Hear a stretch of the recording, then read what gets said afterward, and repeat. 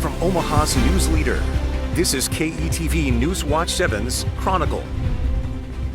60 days have come and gone, and the 109th Legislature of the state of Nebraska is adjourned. Hello, thank you for joining us here on Chronicle. I'm John Grinvalds. Despite the shorter session, lawmakers addressed many issues, from changes to Nebraska's minimum wage to the Grow the Good Life bill seeking to help Nebraska's businesses, to even beefing up security inside the state's capital. The session has been anything but quiet.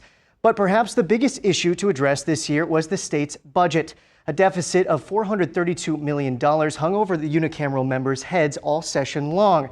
And while it was addressed, lawmakers couldn't get to next year's deficit. So how did the final days go? Let's take a look back on day 60 for the Nebraska's 109th Legislature. Better than I ever did. Have courage. We are all counting on you. A day of tearful tributes, as more than a dozen senators won't return next year. Thank you for 8 years. I wish I could do more, but I can't believe you let me do any at all. But before the parting speeches, there was still work to do on the floor. 4 senators filed motions to override Governor Jim Pillen's veto. That's where partisan politics reared their head, as all 4 failed. It was starkest with Senator John Kavanaugh's LB 1256, which passed with unanimous support before Pillen halted it. 26 lawmakers jumped ship when it came back for a vote.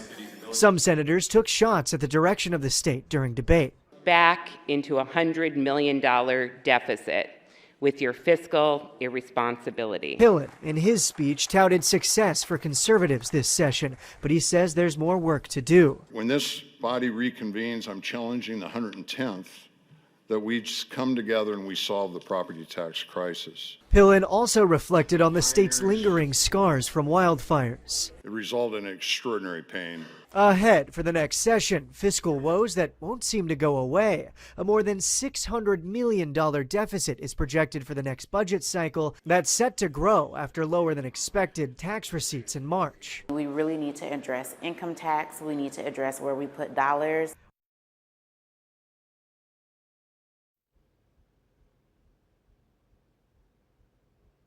A total of 13 senators will not be back for the 2027 legislative session, either due to term limits or personal decisions. 4 of them are from Omaha, while an additional 2 are from the immediate surrounding counties. The unicameral did pass a balanced budget for this year, but it didn't come easy. Senators made cuts to state agencies and pulled from other areas to cover gaps, keeping tax cuts next year on track. Here's the details on what went down in the Capitol on the day it was passed. The final round of budget talks started with the legislature suspending its own rules. Senators were supposed to pass a budget by day 50. It's now day 54. We knew that the budget was going to be the big issue this year, and that's a little bit unusual. Before passing it, a little levity, a prank on Speaker of the Legislature John Arch. A wall of red votes against the budget. Then, enough lawmakers changed their votes, and the budget bills sailed ahead. It's a big relief to get the budget passed.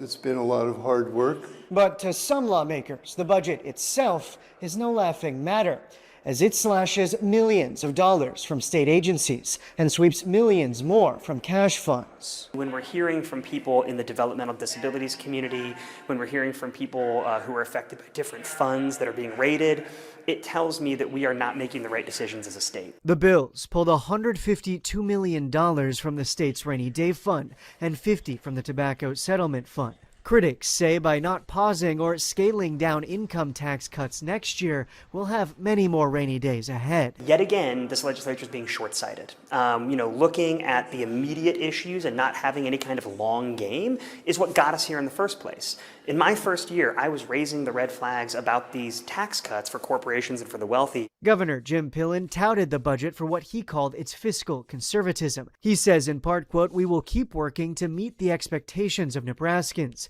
reducing government spending, investing in our kids, and lowering property taxes." After the budget adjustments this year, the state is projected to face an almost $650 million deficit next biennium. Reporting for KETV News Watch 7, I'm John Grinvalds. Governor Jim Pillen signed the budget with no vetoes 5 days later, saying it adopted over 90% of his recommendations. The governor also said the state made incredible progress with budget reductions and will continue to keep working to meet expectations of Nebraskans. One of the bills that saw fierce debate this session was introduced to tweak Nebraska's minimum wage. The state currently has a $15 per hour minimum wage, but the bill introduced and signed this session limits it for 14 and 15-year-olds and caps the overall wages annual growth. Chronicle's Madison Perales digs into what that means for some of Nebraska's youngest workers. I've never seen minimum wage go down. Like, it's only gone up. State senators in favor of the bill say this legislation will aid small businesses like Deborah McKnight's Urban Abbey. Employers will be forced to cut costs by eliminating jobs altogether. The bill would put a cap on minimum wage increases to 1.5%, or a 26 cents increase per year for everyone. We want something that is fixed and predictable. And will also create a $13.50 an hour minimum wage for young people. If we didn't care about this, we would leave this alone, and people ultimately would lose their jobs. State Senator Jane Raybould introduced LB 258 last legislative session, and Senator Paul Stroman prioritized the bill this session. 14 and 15-year-olds are not entering the workforce with a resume full of skills, and that's exactly the point. They're discouraged to know that what they are contributing isn't seen as enough. 16-year-old retail worker Lillian Tuhig will feel this impact if she switched jobs, making her wages go down to $13.50 an hour for the first 90 days on the job. It's just going to be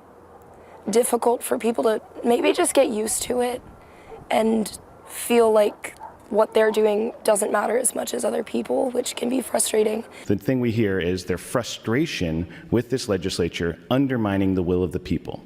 Senator John Kavanaugh is referring to the 2022 ballot initiative, where reports show about 60% of Nebraskans voted for a $15 minimum wage for everyone and an adjusted wage increase based on the current economy. I do think minimum wage should increase in relationship to the economy instead of at a flat percentage. Thanks, Madison. Next on KETV News Watch 7's Chronicle, we sit down with two of Nebraska's senators, including the year's Speaker of the Legislature. Plus, Nebraska's capital will have more stringent security at its entrances. Hear the decision and what it means for visitors when we return.